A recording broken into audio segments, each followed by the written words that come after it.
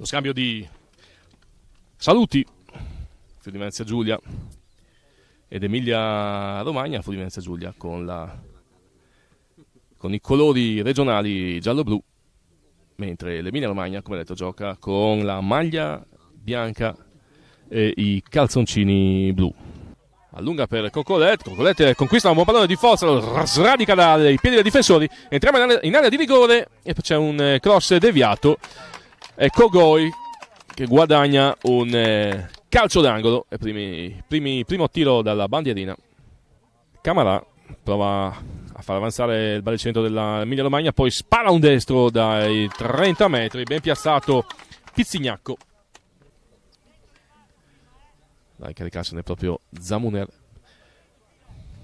Il movimento in area di rigore di Cocolet, il sinistro Zamuner e poi il colpo di testa di Bevilacqua.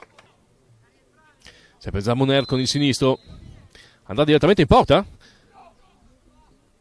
e prende la traversa Zamuner e poi Cocolet si coordina, mette fine alla contesa, almeno per quanto riguarda questo primo tempo, che dunque finisce, va in archivio sul punteggio di Friuli Venezia Giulia 0, Emilia Romagna 0.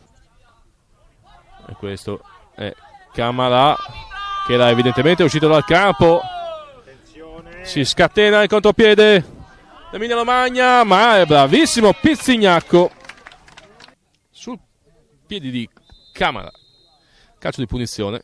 Camarà fa la barba al palo, al 7 alla destra della porta, difesa da Pizzignacco. Pallone dalla parte di Osayandé, proprio Camarà incrocia verso Osayandé,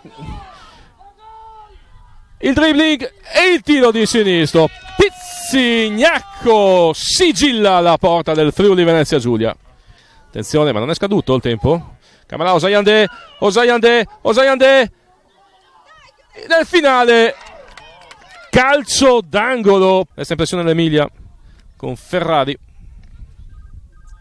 Ancora Camarà in area di rigore, si gira Camarà, entra in area, attenzione, e c'è un miracolo di Pizzignacco che invece non riesce a tenere il pallone in campo, ma a tempo non scaduto. È il quinto minuto di recupero, ne ha segnati 2. 6 minuti di recupero